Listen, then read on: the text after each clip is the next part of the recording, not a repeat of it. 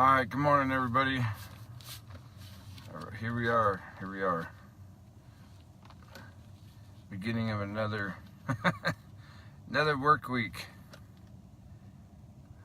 That's all right. We got Yom Kippur coming up this week. I don't think I've ever been so excited or looked forward to a Yom Kippur like I am this year. I don't know.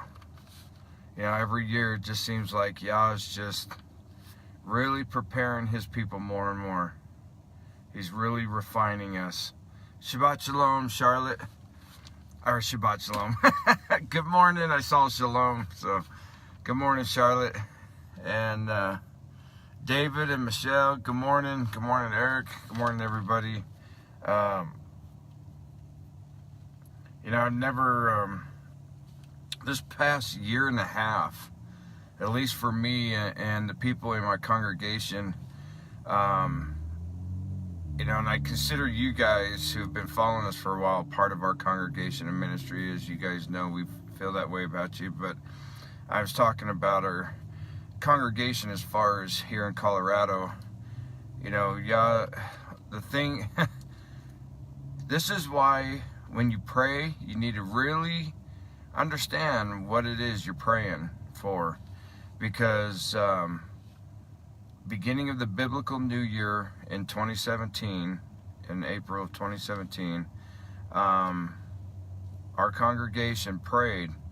We went into prayer together and we asked Yah to sift us, and he did. And scripture talks about, you know, references that when Yah sifts people, what's left over remains. And I'm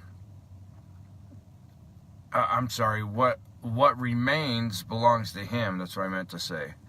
And so that's something that we should be doing constantly in our walk, is that asking Yah to sift our walk so that what truly remains is his. In other words, that what remains is what is actually walking in obedience to him. Does that make sense? So we want to sift out all the junk out of our life. You know, we want to sift out any uncleanness, any impureness of any way, whether it be thoughts or actions, maybe the way you talk, maybe the way you dress, whatever the case may be. You know, everything that we do this for Yah, do we not? I mean, is this not to be in uprightness and pleasing to him, to represent and honor him in every aspect of our life? Amen. And so so that's what, you know, like I was saying, that's why this year for myself, I've never looked forward to the Day of Atonement, Yom Kippur, and fasting for that day to afflict your soul, because I want to be in the greatest way possible for myself. I want to be without spot or blemish, because, and this is the thing we got to understand, what Yom Kippur is not only for the Day of Atonement, but it's to prepare you for when you enter into Sukkot, because as I think it's Deuteronomy 23:14. Now I'm having a brain pause on it. Let me check real quick. I think it's Deuteronomy 23:14, and it said, or Exodus 23:14. Let me see here real quick, because I don't want to give you the wrong chapter. Yeah, I was right. Deuteronomy 23:14, for Yehovah your Elohim walks in the midst of your camp. I can barely read this. Let me put my glasses on.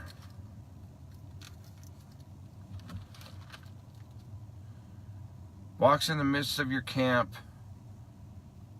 to deliver you and give your enemies over to you. Therefore your camp shall be holy, that he may see no unclean thing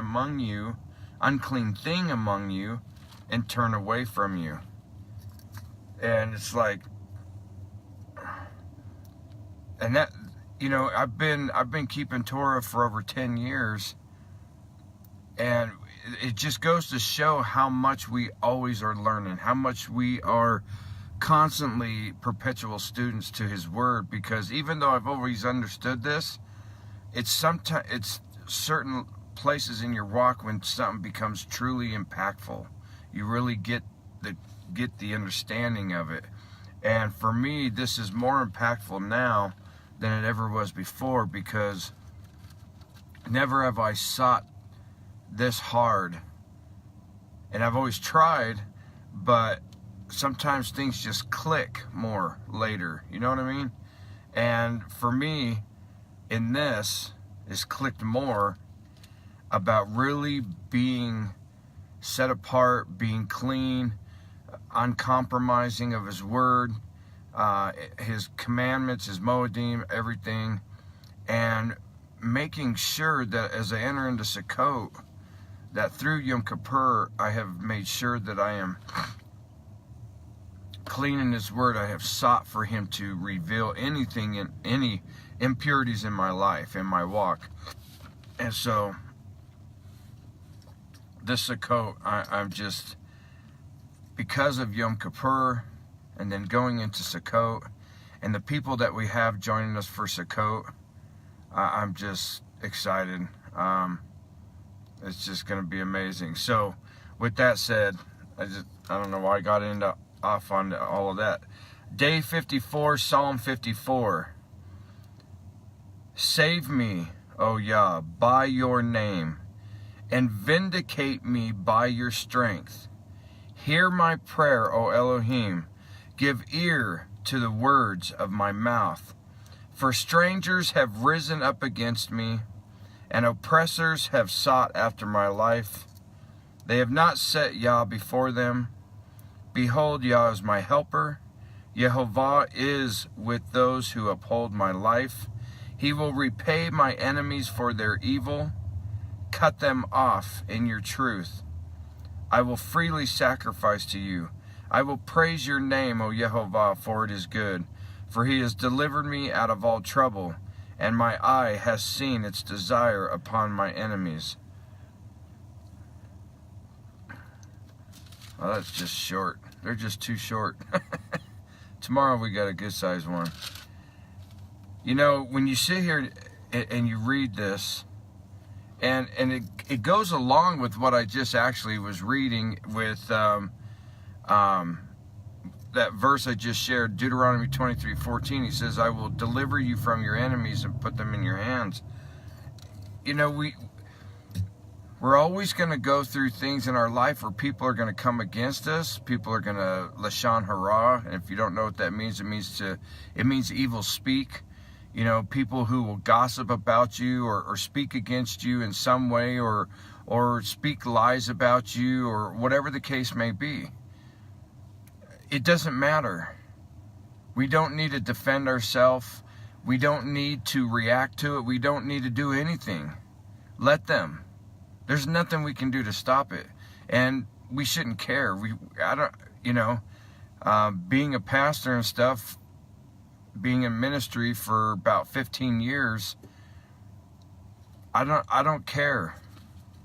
I don't need. Hang on a second. There we go. I don't need to defend myself. You don't need to defend yourself. People want to speak evil about you, let them. People want to try to do you wrong, like David's talking about here. For strangers have risen up against me.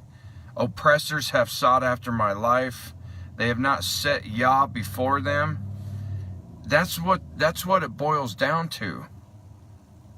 These people who anyone who can so freely just start talking bad about somebody, and just especially when they're gossiping about them, they're telling lies about them, and they're going out of their way to try to get other people to dislike this person or whatever.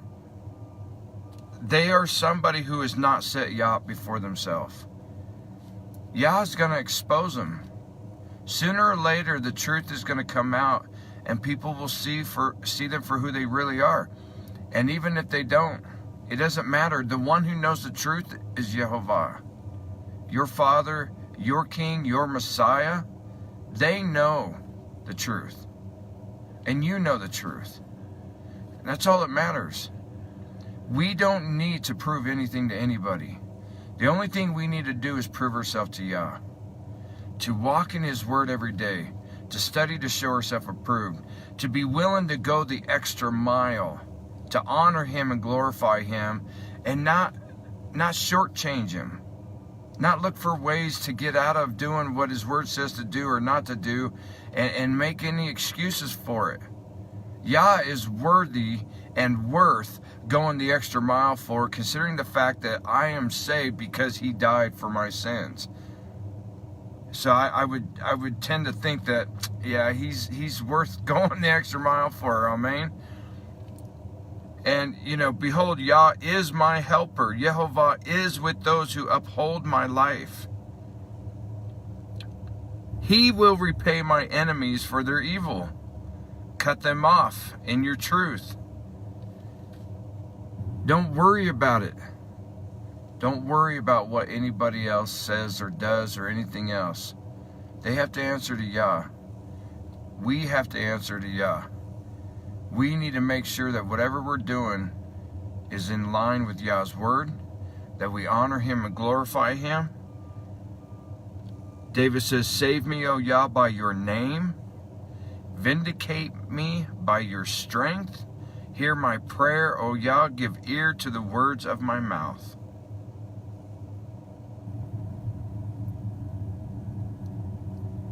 And then the last verse, for He has delivered me out of all trouble, and my eye has seen its desire upon my enemies.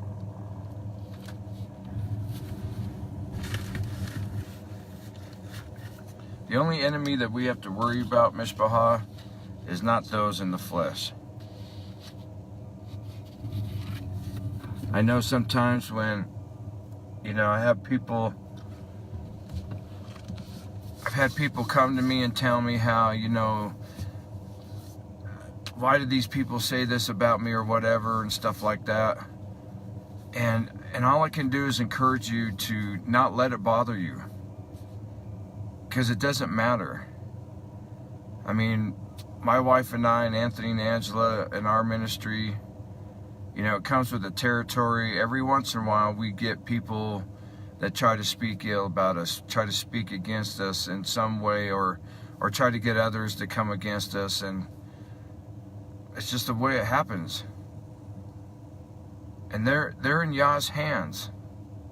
I don't go after them. I don't try to defend us or anything else. I don't try to talk them into, oh, don't listen to this, because if they're gonna listen to somebody else, then their walk isn't where it should be. And what I need to do is pray.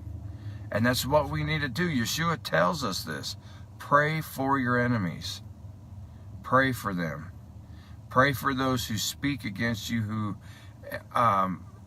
persecute you, everything. That's what we're supposed to do. And then we will see Psalm 54 fulfilled in our life. Yah fights for us. Yah fights for you, Mishpachah. Yah will bring deliverance. He will bring blessing. He will bring strength. And as long as you do what you're supposed to do, He will vindicate you. Amen. So I hope you have an awesome and blessed day. So in whatever aspect of your life, whatever's going on, anything, any struggles, whatever it may be, know that everything that comes against you is from the number one enemy, and that is Hasatan. It's all from him. It's because you belong to Yah, and He wants to take you away. He wants to take you into the same place of destruction that He knows He's going to. He has no hope. He has no way of He has no way of receiving forgiveness. He has no way of ever getting back what He gave up so long ago. And He wants to take as many down with Him as He can. So Mishpachah, think about that today. remember where the true destruction comes from. Remember who really is the one speaking against you, coming against you, or whatever it is. It's not those people. Just like Ephesians 6 says, our fight is not against flesh and blood, but against the principalities and the powers and the rulers of the airs of this world. Ephesians 6:12. That is our fight. But he is the one who will deliver you from it. So just trust in him and keep your eyes on him. Amen. So I love you all. I hope you have an awesome and blessed day. And I want to remind everybody again, man, you guys want to tune in Wednesday night, because Anthony and I have got a message that we are so on fire about and so excited to do on our 2 Men in the Torah. So after Yom Kippur closes out Wednesday night with our congregation, it'll probably start late, around 8 o'clock, maybe between 8 and 8:30 Wednesday night Mountain Standard Time, instead of between 7 and 7:30, our normal time. So, but yeah, definitely tune in, because this is going to be, you're going to love it. You're going to love it. So, love y'all. Be blessed. Have an amazing day. Shalom, shalom.